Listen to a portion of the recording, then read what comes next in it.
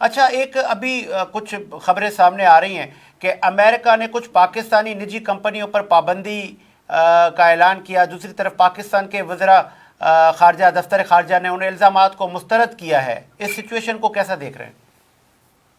देखिए, अभी जो मैंने आपको पहले भी एक बताया था कि ग्लोबली जो हालात चल रहे हैं उसमें इस तरह की चीजें पाकिस्तान के साथ होंगी। उसकी वजह ये है कि पाकिस्तान वेपन सप्लाई करने वाला एक अच्छा बड़ा मुल्क है। आज की तारीख में पाकिस्तान वेपन बहुत एक्सपोर्ट कर रहा है, तो पाकिस्तान के ऊपर इस तरह की पाबंदियां आती रहेंगी इन फ्यूचर में भी, क्योंकि जो हालात चल रहे हैं, क्योंकि वन साइड है, उनका जो दिल होता है वो कर देते हैं, उनका कोई पूछने वाला है नहीं। अमेरिका को जिस पे दिल होता है पाबंदी लगा देता है। अब ये जो हालात है कि पाकिस्तान ने ईरान से कुछ मुआहदे किए हैं वेपन के हवाले से, तो वो उनसे बर्दाश्त नहीं हो रहा और उसके वजह पाकिस्तान पे पाबंदी लगाते जाएंगे। इस तरह तो होगा, ये तो पाकिस्तान को फेस करना पड़ेगा।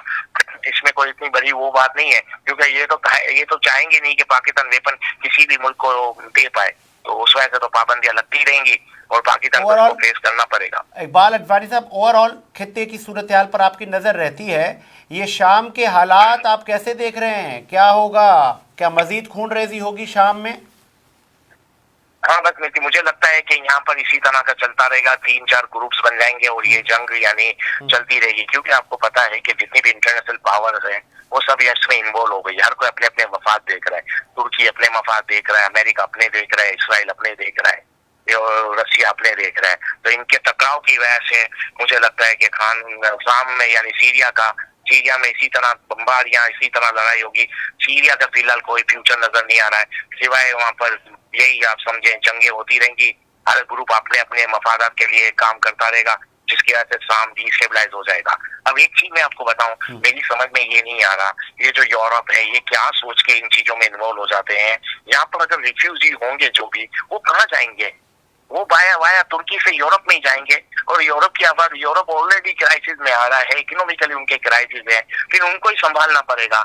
यानी ओवरऑल ये प्रॉब्लम आएगी, यानी वेस्ट को कमजोरी करेगी ये जंग भी, क्योंकि वो लोग कहाँ जाएंगे? वो वहीं जाएंगे। और इसी तरह से आप देख रहे हैं कि यूरोप हर आने वाले दिन में कमजोर होता जा रहा है, इकोनॉमिकली क्राइसिस आ रहे हैं, क्योंकि जब से इन्होंने जंगें शुरू की है इस इलाकों में, उनके रिफ्यूजी, उनके लोग कहाँ जा रहे हैं? उन्हीं इलाकों में जा रहे हैं, और फिर वो वहां पर डिस्टेबलाइज हो रहे हैं। लेकिन हर वक्त अपने यूरोप में कोई ना कोई नई स्टोरी मिल रही है। मुझे लगता है इस वाक्य के बाद भी यूरोप और ज्यादा वीक हो जाएगा, यानी नेटो और ज्यादा कमजोर हो जाएगी, और ये जंग इसी तरह चलती रहेंगी और पूरी दुनिया को इसके नुकसान होंगे। एक आखिर में मुझे ये भी बताइएगा, लेकिन ईरान ये कहता हुआ नजर आता है कि हम शाम में मजीद इनको रुकने नहीं देंगे। क्या ईरान कुछ खतरा है शाम के लिए? ये हैं कौन बागी? ये अचानक उन्होंने आके हमला कर दिया बशार?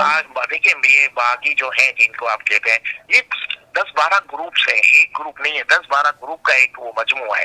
अब कुछ अरसे बाद इनके आपस में इख्तिलाफात हो जाएंगे। अच्छा। कोई ईरान के लिए काम करेगा, कोई रसिया, कोई अमेरिका के लिए काम करेगा, कोई तुर्की के लिए काम करेगा, तो ये जंग खत्म ही नहीं होगी। इसी तरह आपको नजर आएंगे कुछ अरसे में ये ग्रुप आपस में लड़ पड़ेंगे, और फिर कोई किसी के जरिए काम करेगा, किसी के जरिए काम करेगा। देखिए, एक चीज मैं बताऊं, ये जितनी भी जंगे हैं इनका एक ही मसला है, पैसा और पावर। बस इसीलिए ये जंगे हो रही हैं, पैसा और पावर के लिए, और कोई नहीं है। ना किसी को इस्लाम से मोहब्बत है, ना किसी को किसी मजहब से मोहब्बत है, कुछ भी नहीं। सिर्फ एक ही चीज है, पैसा और पावर चाहिए, जिसके लिए वो बस, किसमें क्या है, इसमें बेगुनाह लोग मारे जाते हैं, बस दैट्स ऑल, और कुछ नहीं है। ये पैसे और पावर की लड़ाई है, ये इतनी जल्दी खत्म नहीं होगी।